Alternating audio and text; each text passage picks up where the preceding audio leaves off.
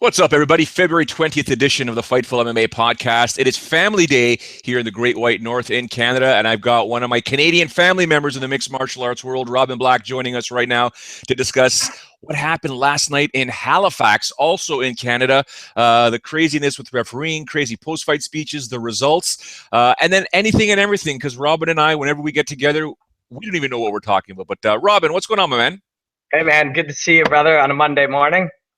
Yeah, we were supposed to do this at 8:30 or 8 o'clock, weren't we? Yeah. Until we figured out it was family day, and it was like, because at this time normally I'm just shooting, so we were going to do it earlier, and then we're like, okay, Fight Network's shut today, so let's hang out at an appropriate time, get some eggs and coffee in us first. Who makes the call to record that early? Tell me it's not Bobby T.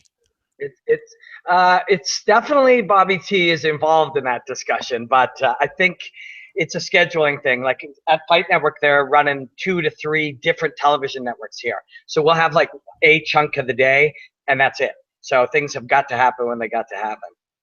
What is wrong with that guy? Honestly. I know. It's true. We're going to Vegas next week.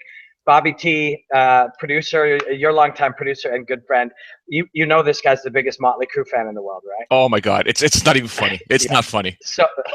So on Sunday we were planning to shoot a couple of shows before we get on the plane and head back. So I got a hold of friends of mine in the music business that work with Vince Neil, and we're shooting it in Vince Neil's restaurant in Las Vegas. We're shooting a couple of shows there. Bobby's just going to spend the whole time posing for photos with photos of Vince Neil. That will not surprise me. You know what? You may better have one of those Mikey defibrillators with Bobby there, because he might just lose his marbles. Well, the guy comes on the phone and he goes, "Hey, listen, if Vince is in town, I'll invite him to come down. Maybe you guys can have him on your show." And I said out loud in the phone, "Yeah, sure. If Vince is in town, we'd love to see him." And Bobby's face started melting. Only Mark Hominick is arguably a bigger Motley Crue fan than Bobby T. So imagine back in my UFC Central days, Sportsnet, with Mark Hominick being my co-host, Bobby T, executive producer, and having those two guys, and I'm trying to focus on the show, right? Like I'm trying to get this going here, and I'm not saying I'm not a Motley Crue fan, because I am. I'm not that crazy, but those two guys, trying to reel those two guys in was absolutely a task like you wouldn't believe, and it's hilarious how they can go. I've seen them 40 times, 20 times. I was like, oh my God. Okay, guys, GSP just fought Johnny Hendricks. Can we talk about that, or? Because you realize when you're around people that are mega fans of things at first, and I mean, like you, I also like Motley Crue, but I don't have to sleep with Vince Neil. You know what I'm talking about? But you see reflected in the way that they are how you obsess about fighting. You know what I mean? Bobby and Mark Hominick obviously love fighting, but there's this other thing that takes them to another level of super fandom. So it's odd now. I relate to somebody who is just, a Call of Duty obsessive. I'm like, okay, I don't like video games, but I understand your obsession. I just happen to have it about men fighting in a cage. Yeah. You know? So, I mean, before we get into that, I want to talk to you because for those that don't know, you actually had a music career prior to getting into mixed martial arts. Yeah. So growing up, I had two heroes, Bruce Lee and Alice Cooper. And they may not sound logically like they are all that connected, but high levels of performance and artistry and perfecting their craft. There's an obvious, relationship between anybody of that kind of level. But so I trained fighting as a kid, and I started playing in a band in my late teens, early 20s, because guys who competed in martial arts tournaments didn't get all the ass. There weren't groupies for guys who wore a gi and tried to kick other people at the time. There are now, incidentally. And when you're 19 years old, fun and getting drunk and chasing girls becomes a higher priority than before that or after that in your life, when other things that are fulfilling. So music made a lot of sense. I've always liked performing and writing and creating art and stuff like that. But it wasn't, by the time you're 26 or 27 and you're doing pretty well and people kind of know your stuff and you're getting, your art out, I found myself obsessively wanting to train martial arts and study the martial arts and watch fighting. And I didn't consume new music, but I consumed every fight that was out there. So when you get to turning points in your life where you're like, maybe I should do maybe it'll be hard to change my stream, but if I live till I'm 60, I'll be really glad that I did, as I spend the rest of my life immersed in the shit that I love to do. Absolutely. And the first time you and I connected, this was back when the Fan 590 stations were over on Bloor and Jarvis. You reached out to me. I did some due diligence. I'm like, this guy's just cool. I like this guy. Let's see if he knows fighting or he's fighting. I think you're actually going to make your pro debut at the time. Maybe your second or third fight. And you came into the studio. We sat down, we chit-chatted, and I'm like, I just want, like, I'm looking at the clock. I think we were on a 10 at night. And I'm like, I just want to get on the air with this guy. This guy knows what he's talking about. But, so we go on the air. This is what, I'm gonna go 2008, Robin? Yeah, 7 possibly. Like, we're going on 10 years ago, 9 for sure.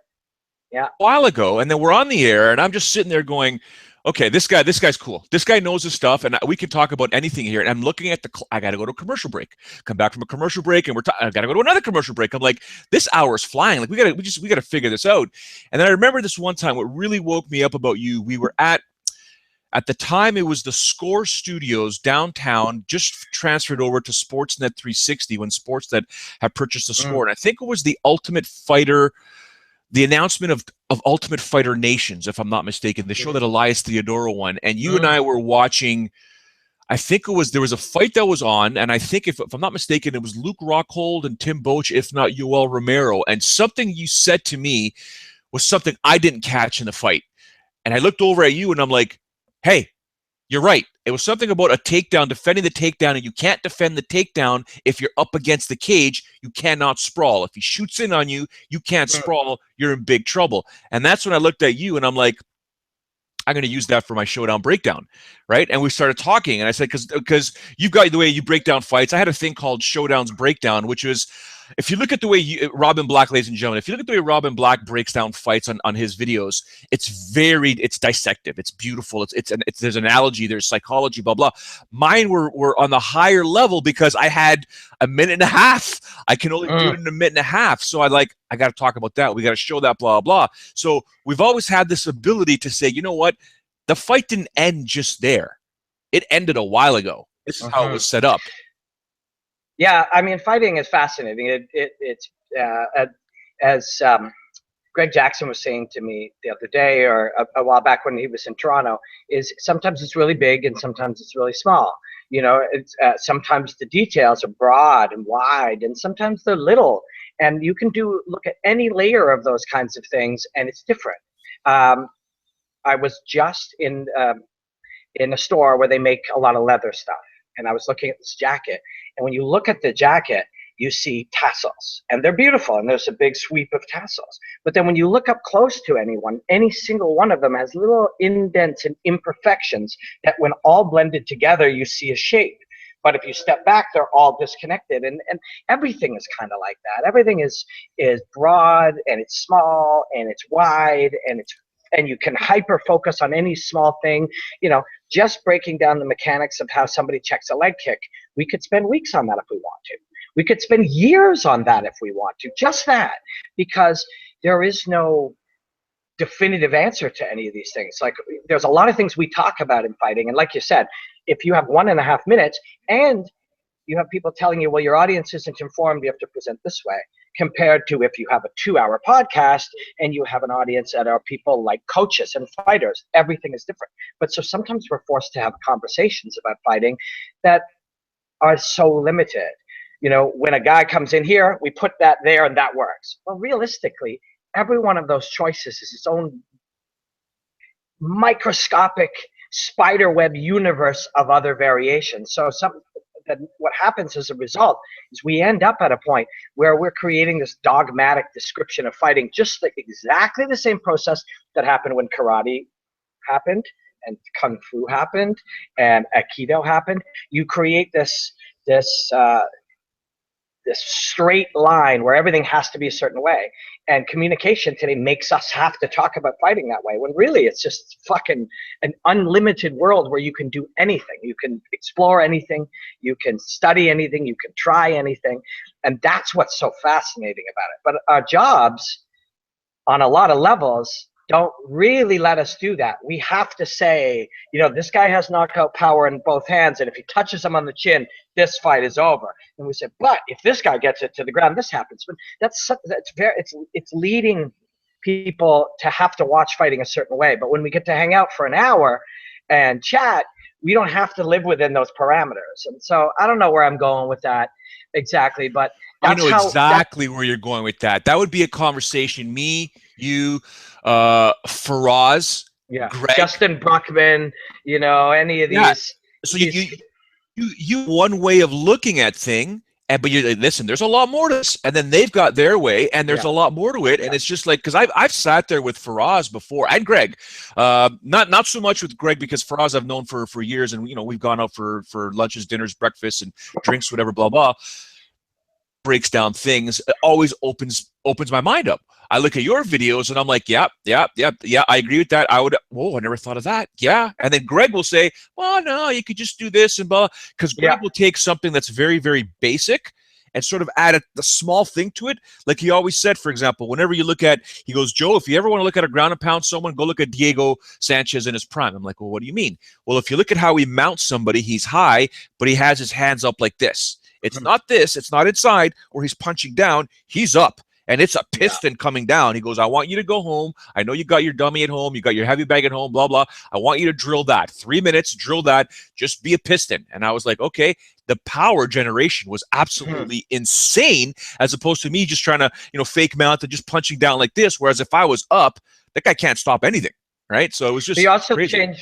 You're also changing the angles of entry so that instead of a person dealing with this coming at them, they're dealing with this coming at them. You know, if you think about it, if you just look straight up and you're imagining that John Jones is above you, that's terrifying. But this is one thing, but all of this, every different angle is another. But any one of these things, what I find so fascinating about everything, that we work on and study and look at and get to see is that things that are correct now are destined to be wrong in 18 months because the martial arts is not anything is right or wrong. That is, what do you call that? Those are doctrines, you know. It's the evolution. Yeah. If this works, then we will, Greg or, you know, Duke or whoever, their job will be to make this not work anymore. So something is happening, this works, this is how you do it, it's always like this. Then the job of the coach over time is to anticipate how eventually we will penalize you for being good at that. The reason that we choke people the way that we do is because when a normal person gets hit, their automatic reaction is to turn away. So turning away became a position that we have to master. They're doing something, human beings move away from it. When they do, they give up this thing, and so we attack it. And that natural reaction of evolving how the martial arts happen is you do something, maybe it's right, but because we know you're going to do it, we'll make it wrong. And that keeps going again and again and again and again until we're teaching something and we say, this is always how you work an underhook in a head position. Within 18 months, Matt Hume and Demetrius Johnson will make that the wrong choice for you. And that'll happen forever, which is why we'll never really ever know the truth about fighting, because the truth about fighting is a liquid thing that will change. What we know to be correct today, if we fast forward and you and I are sitting at whatever version of Google Hangouts exists in 2026, we're a little older and we're a little fatter, and your kids are grown and whatever, and we're talking about fighting now, we would bring back this conversation. Much of it will be wrong. And that's cool. That's exciting. It means that if we ever believe we're experts, we'll have stopped being part of the river of change, and then we'll become ancient. So you're forced to keep re-examining it. The coaches who train fighters to fight, and the fighters themselves, and us, if our job is to tell the story, we have to change our understanding and approach it with beginners' minds every single day. Or else the thing that we think we know is suddenly true but wrong today. Absolutely. And you take a look at the evolution of how even from the beginning of mixed martial arts, how it was, everybody was afraid of jiu-jitsu. We got to figure out this Brazilian jiu-jitsu. And the wrestlers figured it out and they basically defended jiu-jitsu. And then the strikers said, hey, you know what? I got to defend takedowns from the wrestlers, but I got to know jiu-jitsu. And the next thing you know, the evolution of the mixed martial artists led us to, I don't know, Pat Miletich or Carlos Newton. And it just got crazier and crazier from there. Yeah. I remember the first time I saw a hammer fist, I laughed because it was Maurice Smith that said, Mark Coleman hits like a girl. And then you got Shogun and Pride just driving his fist into people's skulls, knocking them out. And I remember with Antonio Carvalho and the aforementioned Justin Bruckman, we're over at Shaw Franco's. We're like, we're drilling hammer fists. This stuff works, right? So next thing you know, it's crazy you're saying that. I was just that generation of how the game was evolved in Canada, and you're describing right in the heart of that.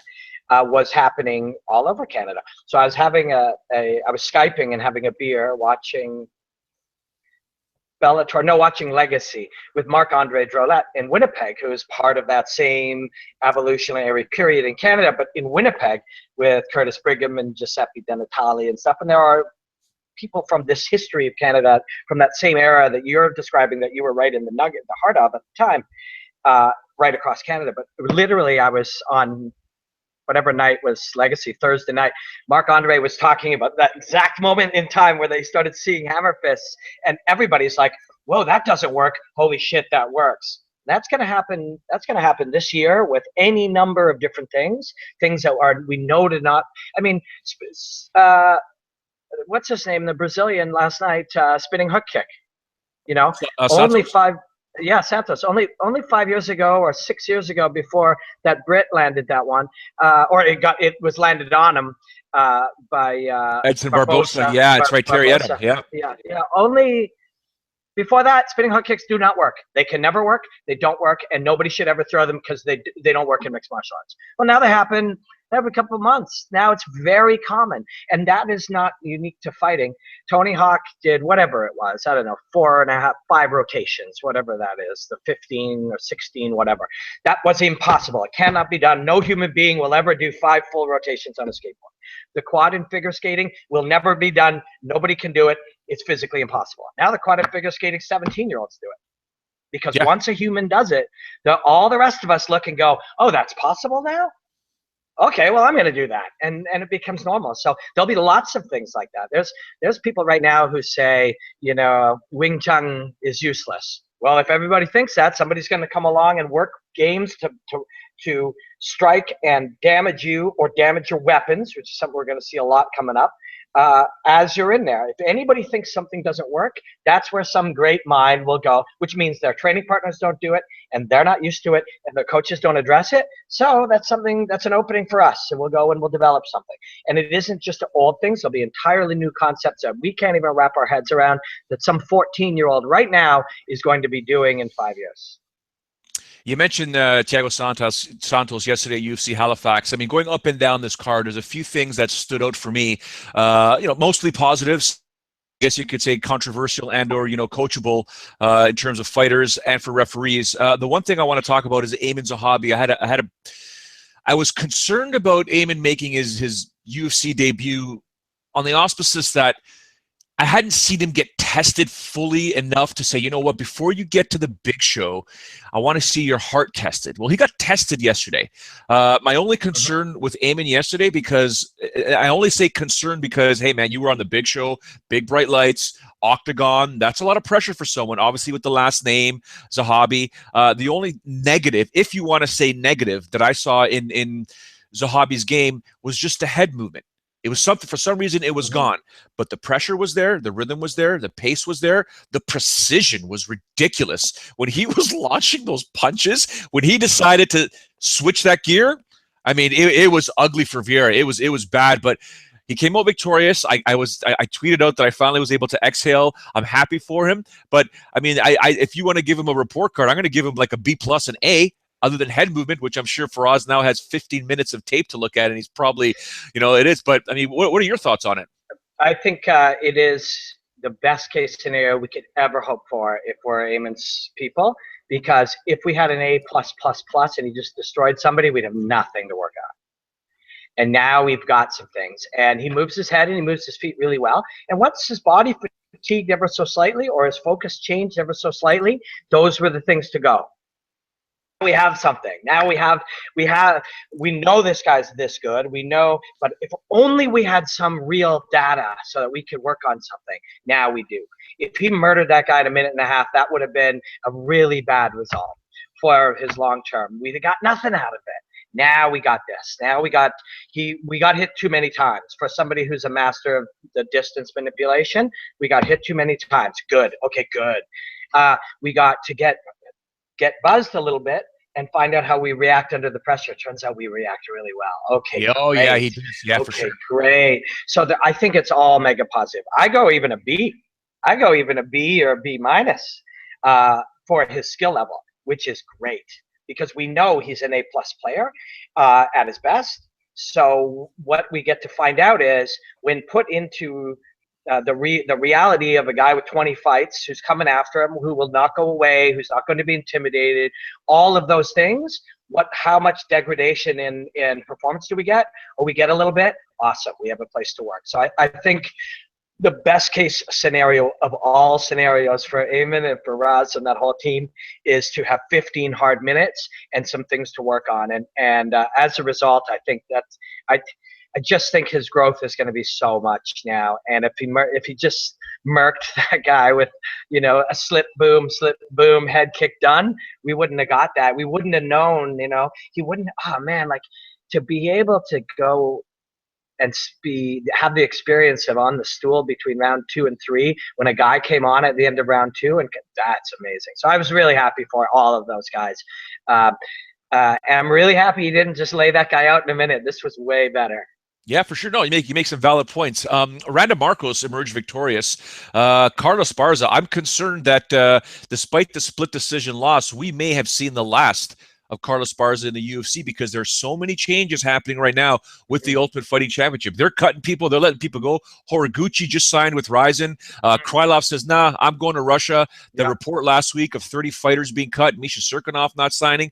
It looks like the UFC, Travis Brown could be cut. We'll talk about that in a minute. But I think we've seen the last of Carlos Esparza, Robin.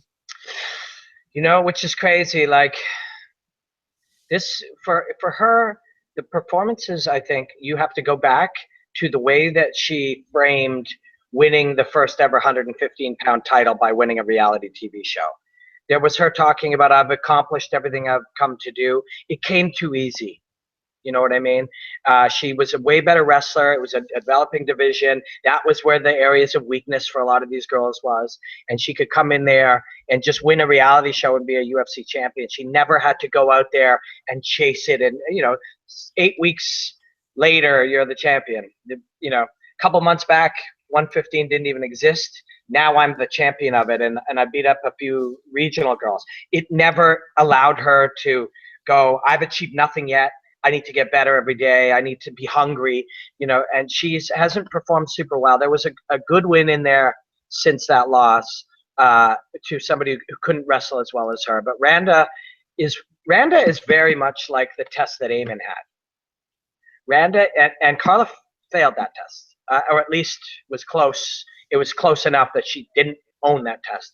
Randa was going to keep coming at her. The greatest trait that Randa Marcos has is that she just keep coming at you. She's ravenous to win, and that's that. We thought, we were talking about it with Gabe, who places a lot of bets on fighting, which to me is just a surefire way to have high blood pressure. Yeah. But, Carla Esparza was like +4 or -400 or something insane, and I was like, Randa's gonna win this fight. Like Randa's exactly the wrong opponent for somebody who may have their biggest challenge is overcoming the mental hurdles of being pushed hard. So it's a shame if Carla Esparza does get cut for sure. It was winning that title too soon. Misha Tate never rebounded from that win. You know what I mean? She never recovered from winning the title. And Carla Esparza was kind of the same thing. So in that division there with Misha Tate was Sarah McMahon. She defeated Gina Mazzani, and I mentioned this last night after the show was over with Sean Ross Sapp, managing editor for Fightful.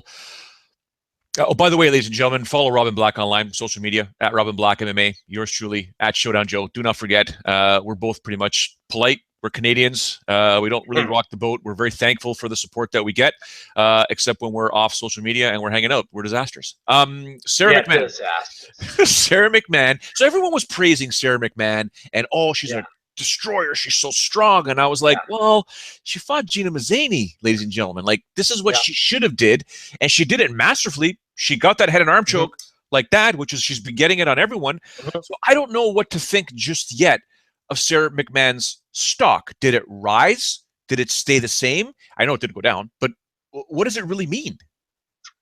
Yeah, that's a tough one. It's like, that's a weird position to be in too, when you're trying to process the pressure of everybody expects me, and she addressed it, which is a good sign. Everybody expects me to win, and everybody expects me to kill this woman in a highlight reel fashion, run through her, destroy her. That's tough, and you have to do it. And she did it. But of all the women out in that division, she's one that I wouldn't want to fuck with. You know? Oh, hell no. You know what I mean? Like, of you look at all of them, she could easily be the champion of the world one day. Especially now, it seems like she's really logically playing to her strengths. There's this thing that happens. You get somebody who's great at jiu-jitsu, and you get them in the gym boxing, a lot. And then they like boxing. It's great. I love it. Oh, it's so fun. Oh, I'm slipping left hands and against training partners. And then they go and they box in a fight. And or you get the boxer and they suddenly really like wrestling or whatever. But then that period happens where it all kind of gels together, and all of a sudden they're just free fighting. And I think she could be at that period now. And if and when she is, she could be one of these scary ones, that could be the champion of the world for sure. But yeah, you're right. You don't get to that isn't proven by beating somebody who, came up from the minors and hasn't faced anyone in the top 20, so that's a tough night. A gentleman that you managed previously, he is my co-host Tuesdays here on the Fightful MMA podcast, Elias Theodoro. Every time he fights, yes, stressed. I don't like watching him fight. I don't like watching any of my friends fight, but it is part of the game. He does have a style that many people are like, what is he doing? It doesn't look like it should be technically something that is cookie cutter and put into the octagon. He does have a sort of a strange style, but he did emerge victorious. There is arguments that could be made that Caesar actually won that fight. And then right away, the first thing people that I was starting to receive on my phone after even during the fight, heading in, maybe I would say into the third round, middle of the third round, is when I started getting the messages saying, hey, is Elias focusing too much on outside of MMA, like stuff that is outside of MMA? And I was like, no, he's balancing it all. Can he focus on more? Of course he can, but he's also got a brand to develop. So I think Elias is going to be walking into some negativity today in terms of people criticizing him and saying you need to focus more on MMA, and he's just going to say no because he won. So your thoughts on that? So he won the Ultimate Fighter. He's won all of his fights in the UFC except for going to a decision with somebody who finishes everybody. And I'm winning. If you're winning, it's hard to say that. If he were to have got laid out in the first round, and there were moments where he was being timed on those, open field kicks, that, if one of those laid him out, he would have a much better argument to go to him and say, dude, seriously, like, being everywhere all the time is not winning fights for you. But now you don't have that argument. That was a tough, big, powerful, legit, physically legit 185er. Like, we're getting in, when you're talking about dealing with the physical specimens, we're getting into Luke Rockhold territory of physicality. You know what I mean? Yoel Romero and Luke Rockhold, they're like the physical tops of that division.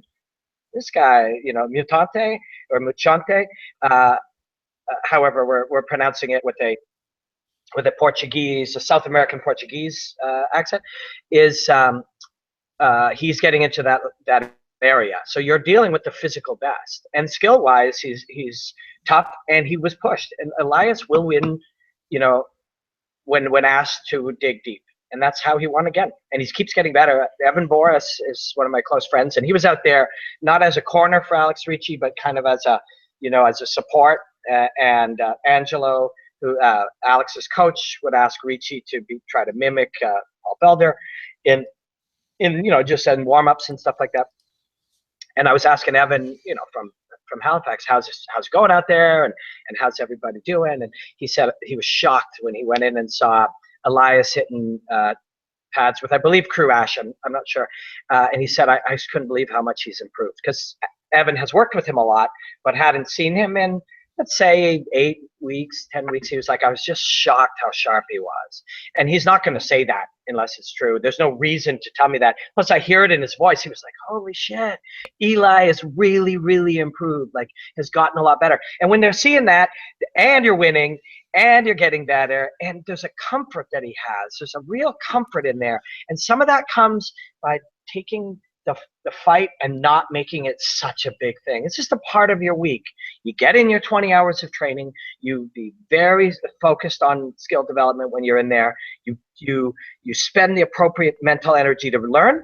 But then when you're outside of it, you crack jokes about your stupid hair, and you go on your friend's podcast once a week, and you do travel and whatever. And it works for him. And so, and what you mentioned, negativity, he don't give a shit. He doesn't give a shit about what the sheep think. He doesn't. He absolutely doesn't. He's freaking hilarious. The guy just stresses me out, Robin. Yeah, I can't deal with him anymore. Know, It stresses me out. One guy that didn't stress me out last night, that actually I call these like the couch movers. It's the ones where you're sitting on your couch or you're at the bar or whatever, you're watching the fights, and all of a sudden you're like, hey, what is happening here? Gavin Tucker. Yeah. Holy smokes, did he come in, and it wasn't more than it was much more than welcome to the big show. You belong in the big show, son. Yeah, for sure. The little asterisks, and I don't want to take anything away from an awesome guy who's got that energy that we like, and he's got a spectacular martial artist. And best thing of all was his ability to really perform in the moment. With the skills, the footwork, and the striking, and the timing, all of those things were brilliant. But it's the ability to do them when it counts, and not be like under aroused by the fight or over aroused for the fight, just perfect. That's a real thing. That's a legit thing. If we put any type of asterisk where we shouldn't go totally insane yet, or let him go that way, which he won't. Peter will absolutely keep him focused on the reality. He should party. He should enjoy his week. He should cherish and relish that win and performance and victory, and then he should leave it behind him and get back to work. But the guy he fought was custom made for this game. The guy, and he performed perfectly. But if you put him in there against a higher level guy, we still need a lot of growth out of him to be able to be that good against a higher level guy. He had a very flat-footed guy, very in touch with the ground. His power is generated through his connection to the earth or the mat. And so this is how you beat that guy. It was beautiful. I love those little shuffle uppercuts, and there was all kinds of cool shit that he did, all kinds of awesome stuff. But I think the biggest key was the ability to do it in the moment. He knew he had the right game to beat this man. He knew he had the right game to look good against this man, but to be able to do it and have fun and be in the moment, be truly present in the moment, that was beautiful. It was really beautiful. He'll have that forever, but you hope that he builds on it even more, and each one is still a brand new challenge to be able to do that, because there are people who perform brilliantly sometimes. He wants to be brilliantly every time. Yeah, and apologies, ladies and gentlemen. Robert and I didn't mention the name Sam Cecilia. That's who Gavin Tucker competed against. I can understand what you're saying about a tailor-made opponent, but I got to tell you, with Gavin Tucker, I kept looking over at the clock on the screen to remind myself that this was not a bantamweight fight; it was a featherweight fight. So I'm very impressed with Gavin Tucker's performance. Like you said, he caught lightning in a bottle last night. Hopefully he can move forward with it and continue to showcase that there's a lot of Canadians that are fantastic fighters, and he is one of them. Johnny Hendricks, former UFC welterweight champion, now moves up to 185 pounds, takes on Hector Lombard. Obviously had much more energy than he would at 170 pounds, but I still don't know what this all means. I will chalk it up to his first bout at middleweight. But I don't know what it's going to mean when he starts moving up the upper echelon, only because he has a name, and chances are the UFC will pit him against another name in this division. And yesterday said it best. He was interviewed afterwards by a middleweight in Brian Stan, who towered over him. That says a lot. Yeah. Oh, yeah. I mean, I thought it was a fine performance. Two guys that are actually welterweights at the tail end of their career. Neither one what they near their best, or even 80% of what their best was. And their best is now years back, and the game has changed dramatically. I don't want to. You know who I'd like to actually see him fight? I was just about to say I don't want to see him fight Luke Rockhold or Yoel Romero or Chris Weidman. I mean, you can't. He's 5'8". He's 5'9" on a tall day.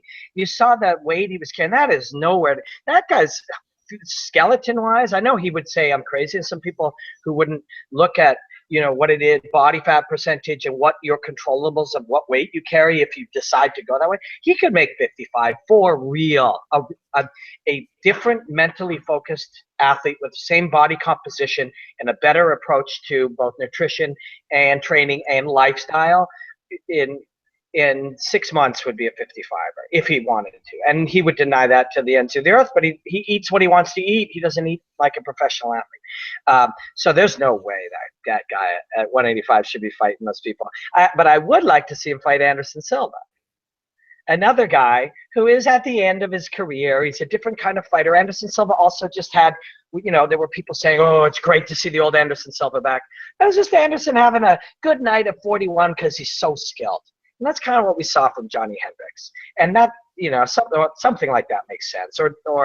Or George coming back and rematching him, or Anderson Silva at 185. I mean, once we get to these guys, Johnny, Anderson, we see guys who have achieved the greatest things. Anderson's one of the greatest of all time. But we have to admit they're not the same thing, and the game is accelerating so fast. I don't want to see these guys who are Anderson, who is a legend, Johnny, who's moving that way. I don't want to see them get crushed by these young killer middleweights. We've talked about this at length on the podcast about not a master's division, but the right to matchmake accordingly based on the fact that, BJ Penn is not an elite fighter anymore, but if he still has it in him and he still wants to compete, Dennis Seaver's perfectly fine. Cole Miller was perfectly fine. Cole Miller was the best fight for BJ. It was perfect. Right. So that's what I'm saying. We're so, and when I say we, I don't mean the MMA media as well. I do mean the media, but also the fans, just the observers. Yeah. Once someone gets the royal we. Yeah. Once someone gets to the upper echelon and begins, you can't stay up there unless you're George St. Pierre and you walk away, but you can't stay up there. You're eventually going to slide down. And if you slide down, it doesn't necessarily mean that, right away. I mean, right away, yeah, you do have to fight a top contender to remain relevant. But when it starts showing, especially at age 41 for Anderson Silva, BJ Penn's long in the tooth as well. As soon as you start realizing these other guys are 22, 23, speed is absolutely on a different level, start matching them up with other fighters that are in the same age bracket, or I hate to say it, sounds weird, skill set. It just makes more sense. We can still see them fight, as much as I don't want to see them fight, because there's a lot of trauma that the brain goes through in combat sports. But if they do want to fight, they want to continue.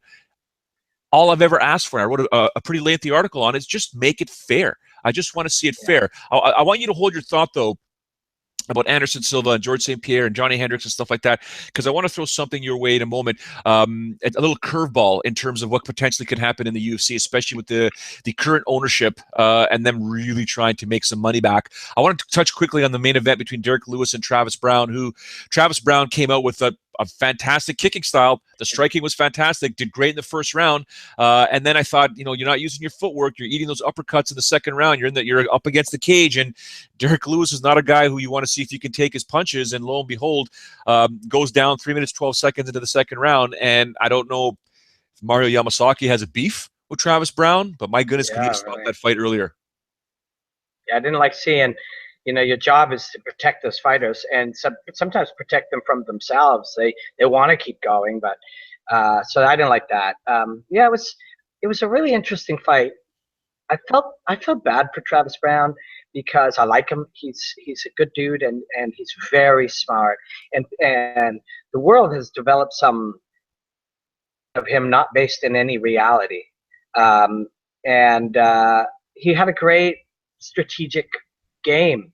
and he was patient. He's got that guy all smashed up to the body, and you don't rush in. Now, maybe if you did, you rolled the dice. Maybe you get him out of there. Maybe you don't. But I like the patience. He was like, hey, man, I can stay out here and smash up your legs and smash up your body as long as it takes.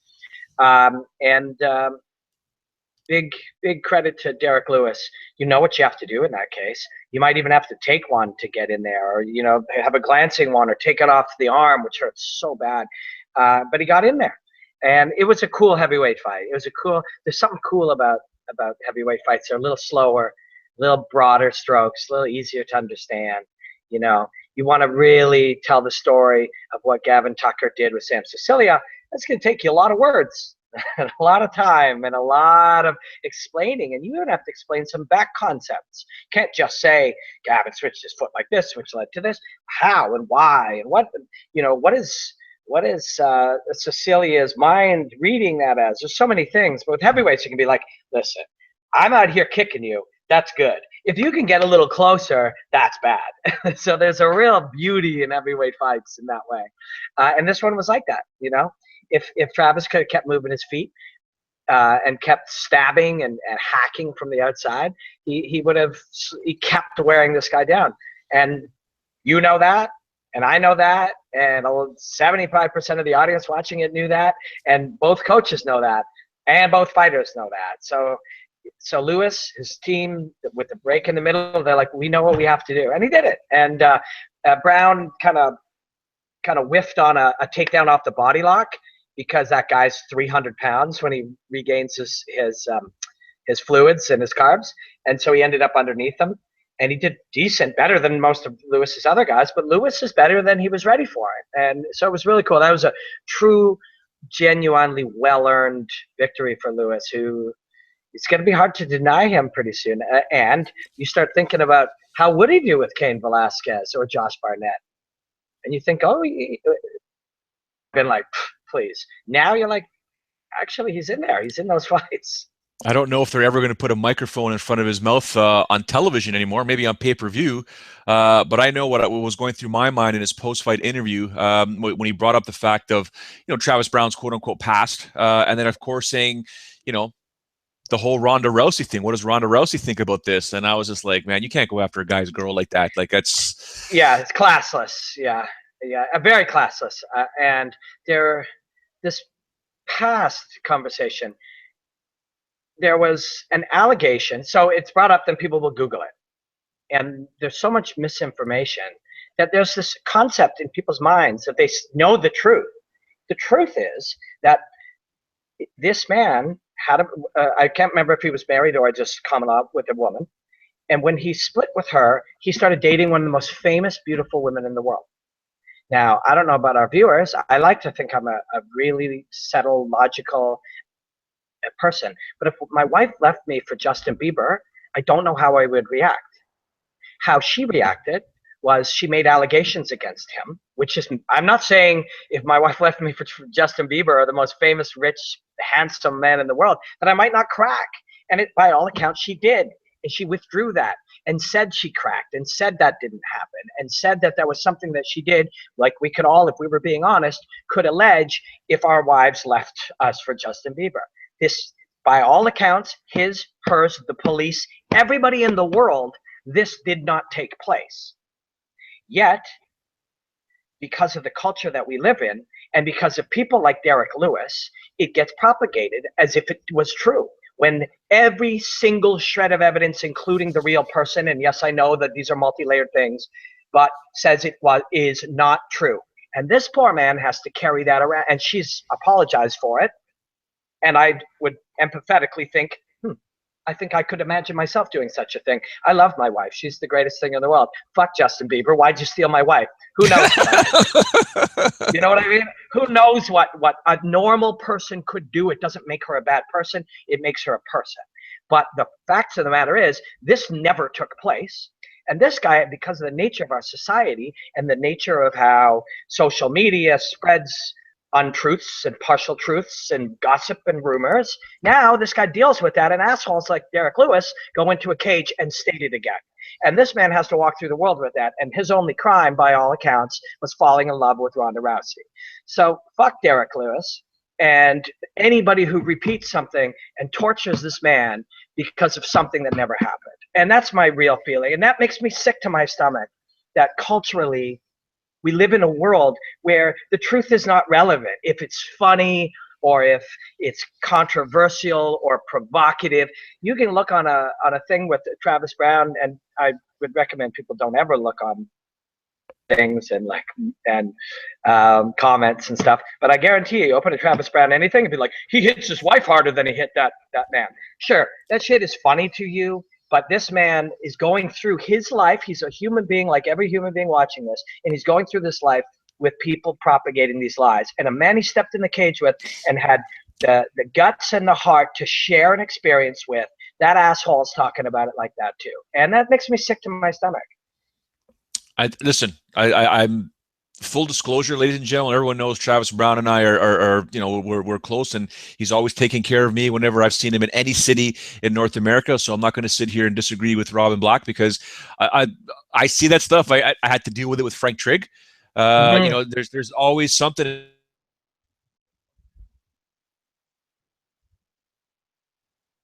And some truth, but I've always felt, I'll tell you this, and I've said on this podcast, Travis Brown is one of the nicest guys, funniest guys, awesome father, and just because he can pick me up like a piece of paper and throw me through a table in a sushi restaurant in Vegas doesn't make him a bad guy.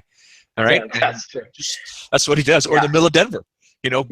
From Winnipeg. You mentioned Winnipeg. I don't know if you ever heard the story. I had some fans in Winnipeg. I think we were in Minnesota, if I'm not mistaken, the UFC in Minneapolis, and I got recognized, and people were asking for pictures and autograph. Okay, blah, blah, blah. And I'm sitting there, and as soon as I handed it back, I'm in the air. I'm airborne. And it's, guess who it is? Travis Brown. Hi, and blah, blah. Where are we going tonight when you're done? Let me know. So he's just a fantastic guy. But I know what you're saying. I hate it's like you said, you mentioned the propagation. It drives me up the wall, but there are good people in this, but it's the society we live in. Yeah, and my last thought on this is, when there is something that's horrible and 98 times out of 100 it's 100% true, there are still 2%. There's still two innocent human beings in some cases where things are alleged. And we don't need to be like, everybody who says these things are lying, or nobody could ever be lying. Every single one of these cases is an individual case. And we should believe 99% of people who make these allegations until we see all of the evidence. Or actually, we should believe people are innocent until they're proven guilty. But at the same time, we should not doubt somebody who makes a serious allegation. But then you need evidence, and the evidence in this case, right down to every human being that's been involved on any level of every research, says that there's nothing to this, and it was a reaction of a human being that any of us could have, and we shouldn't judge her for having it either. But things like that. But this is the world that we live in. This is the world that we live in. That if something is on the internet, we haven't yet ability to question it all and to be skeptical, but genuinely reasonably skeptical. We're now seeing a little sorry to sidetrack our conversation about the best thing in the world, fighting, but we're seeing a reaction now where people disbelieve everything. On the other hand, that's not the answer either. But these type of cultural things will get worked out. In the meantime, as long as we can watch the martial arts and learn something from it and be not only entertained but learn something from the way that they train and grow and become better human beings, maybe it helps us. You talk about the world we live in right now. I just want to throw a quick joke at you, by the way, and hopefully your wife would never leave you for Justin Bieber. I'd be very upset with Justin Bieber, but I thought to myself, my wife's infatuated with, I guess, Enrique Iglesias, and if he ever took my wife, I probably wouldn't be happy, but I also would be positive about it and say that opens the door for me looking at Kate Upton or Sofia Vergara. Just throwing it out there. Yeah, it's true. It's true. I actually met Justin Bieber in Los Angeles. You've met his dad, Jeremy, who's involved in the fight game. And I went and spoke to Justin. I said, I met your father and whatever. And the one thing I felt bad for him, because his first thing when he was looking at me, he had the knee-jerk reaction that he has with every single meeting that he has. Who is this guy? Is he dangerous to me? What does he want from me? And should I be, because he's afraid of people, because people spit on him, people jump up and take pictures with him like he's a zoo animal, people pull on him, people try to get him to buy things, people try to take things from him, they try to trick him. and it's not easy being those guys. And is now, with one of the most famous people in the world, and I know that we look at that and go, well, if we had the money and the yacht and the fame, it's just one of the things that goes with it. But we forget that these are human beings just like us, whose lives are all fucked up. People don't understand that. I mean, you're on television, you're on the internet. I had an amazing run on mainstream television, and when people meet me, Robin, and I'm telling you, when they meet me at the gas station, when I'm pumping gas, when I'm buying milk, when I'm putting a French fry in my son's mouth, please eat your dinner. I know it's the worst dinner, but you got to eat something. Or when I go to the bathroom and people try and stop me and stuff like that, they quickly realize, hey man, you're like a regular dude. I'm like, yeah, I shovel my driveway. Exactly. I cut my grass. I'm the one sitting there raking my grass, trying to seed it properly. I'm a regular guy. People walk by. I was jogging in the neighborhood one time. I people doing full U-turns, freaking out that they saw me, and I'm like, I'm just trying to keep in shape, man. 43 years old, got to try and look young. Like just everyone's, and then you multiply that by an exponential millions number when it comes to Bieber and those guys. Yeah, and all you gotta do is remember Sofia Vergara takes a shit. She does. Right. And so does everybody else. And they're scared of things, and they have fights with their mom, and everything normal that you do, they do. I was a Derek Lewis fan, but that level of classlessness for somebody, you don't have a fight without your opponent. He's your partner on some level too. There is no fight if you're alone in a cage. You don't have anything. You don't have the chance to perform. You don't have the chance to show your skills. You don't have anything. You need this man, and you should be thankful for this man. And maybe Derek Lewis actually is just succumbed to the nonsense of the internet and never bothered to do any looking into anything. And so we shouldn't judge him. He's just like 90% of the world. But that was a classless scumbag move to take something that has been universally proven to be an untrue allegation and pass that out into the world like that. It really, that's not what fighting is about. That's not what the martial arts is about. All right, we're going to close things off here because we're going to wrap this up here. I know we both got to go. You talk about the world we live in. You talk about propagation. We talk about changes that are happening in mixed martial arts. Specifically, I wrote a piece about how people always talk about Viacom money and Viacom this and Viacom that. Mm-hmm. There are problems at Viacom, ladies and gentlemen. There are problems with the ownership of Viacom. There are problems with the new ownership with the UFC. We're seeing drastic changes, but especially financially. And then people joked afterwards with Anderson Silva defeating Derek Brunson and this whole middleweight division being on hold. And you throw out these chess pieces on a board, and you start realizing, wait a second, we might have a game here. And and it wasn't me that threw it out. I think it was Front Row Brian that threw it out there. Sean Ross Sapp threw it out there. I wouldn't be surprised if the UFC does a rematch with Michael Bisping and Anderson Silva. I will also talk about this. George St. Pierre coming back at 185 pounds, potentially, taking on Michael Bisping, which was the fight that should have took place in Toronto. If that fight does take place, and this is a massive what if, that fight takes place, George St. Pierre emerges victorious, that potentially sets up the fight that we've all been waiting for forever, George St. Pierre and Anderson Silva. Robin Black, you were just standing at the plate, cocked, ready to hit a ball, and I just threw 4 curveballs at you. Yeah. Start swinging. Yeah. Systemically, it's a big picture thing that I would like to live in the world as a purist of just fighting, where the best 2 guys will fight, and who's ever the champion, the guy who beat the best guys, will go up and fight him. But I don't live in that world, and I have no influence on making the world that. So even though that would be my dream scenario, I am influenceless on this, so I can either complain about it, which is inaction disguised as action. So stand on a street corner and scream, I can't believe this is unfair. This will accomplish nothing for me. So I have to just deal with the reality of it. And so then I'm like, okay, well, at least if I understand what the reality is, it will be easier for me to digest it. I can accept it. And the reality is, I think we all know this. I think, you and I know this. I think most people that are joining us in this conversation know this. The fight that will get made is the fight that will make the most money, and the fight that the most people will pay for. And so we could be outraged by that, but our outrage will accomplish nothing to change that, and it will probably make our day way worse. So we can't be outraged by that. So what the fuck can we do? Well, we can either anticipate it, and it's also so what I just said is how it was. We were talking about how fighting changes. So that's how it was when Dana White, Craig Borsari, and 3 or 4 other key people, Joe Silva, a few other key people, would bring these things together, and they'd be building these cards. They're like, okay, that'll be huge. People will love that. And then somebody would say, but Nick Diaz just lost 2 fights. How could he fight for the middleweight title, say? I mean, like, who cares? Their outrage will sell more pay-per-views. And they're right. So just make whatever the biggest fight was. Now, there's the influence of who ran entertainment businesses. And I know Rogan was talking about this, that when he observed conversations about Ronda Rousey refighting for the title, they just never even entertained the idea that she could lose. They were just like, okay, and we'll bring Ronda in, and she'll beat that Brazilian lady, whatever her name is, and then Ronda will be the champ. Obviously, now we have people working with a misunderstanding of how this works. This is fucking fighting. People lose all the time.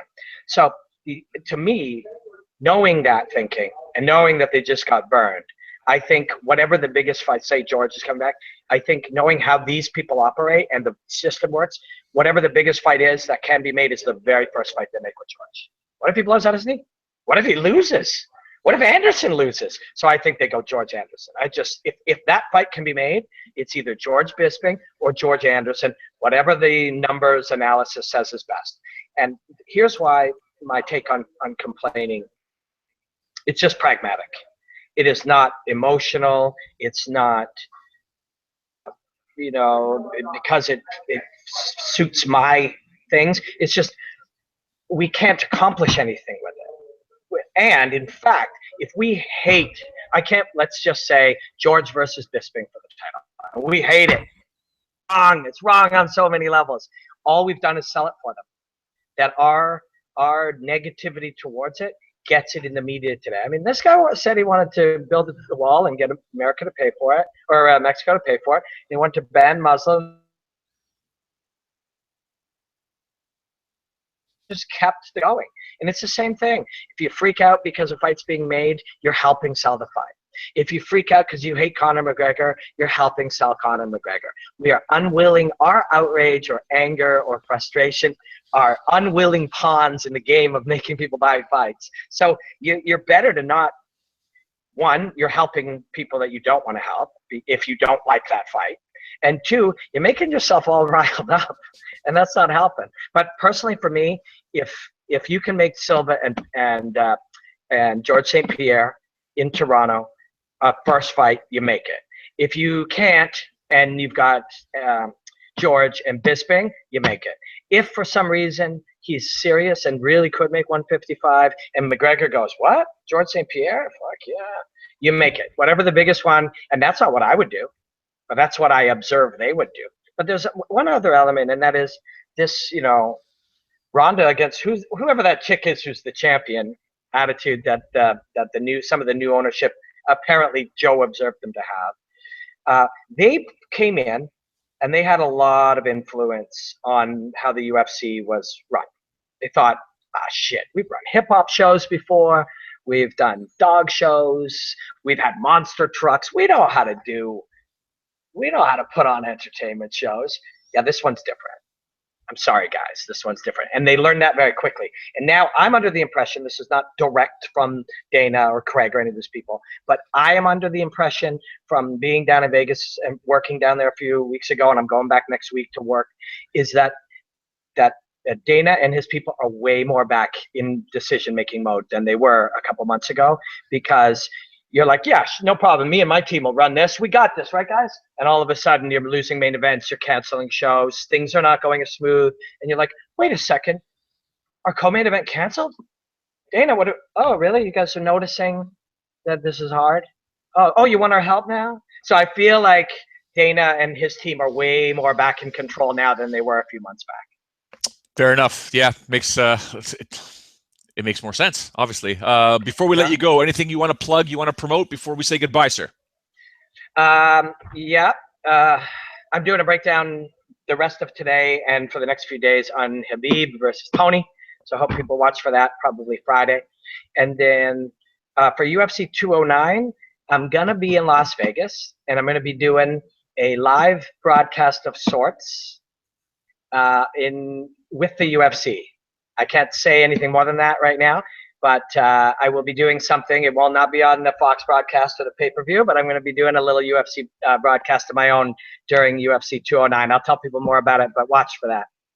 Perfect, man. Thank you much. Make sure you follow him online at Robin Black MMA. Obviously, one of the most fantastic guys in the industry, an unbelievable mixed martial arts analyst. Follow yours truly at Showdown Joe. Don't forget at Fightful MMA for your social media needs. FightfulMMA.com for your mixed martial arts news. We want to thank Robin Black. Hopefully, we get to have him again on here soon. But ladies and gentlemen, those who tuned in live, thank you very much. Those who tuned in afterwards on iTunes or on Stitcher, we thank you as well. Don't forget, hit us up on social media whenever you like. We are more than happy to discuss anything and everything from the world of mixed martial arts. Ciao for now. Enjoy your Mondays. Canadians, enjoy your family day. Tomorrow, Elias Theodoro, likely at 3 o'clock. Who knows what he's going to say. We'll break things down with his bout. If there's anything wrong with his jaw, and make sure his hair is all perfect. But we'll discuss everything with tomorrow, likely at 3 p.m. Eastern, right here on the Fightful MMA podcast.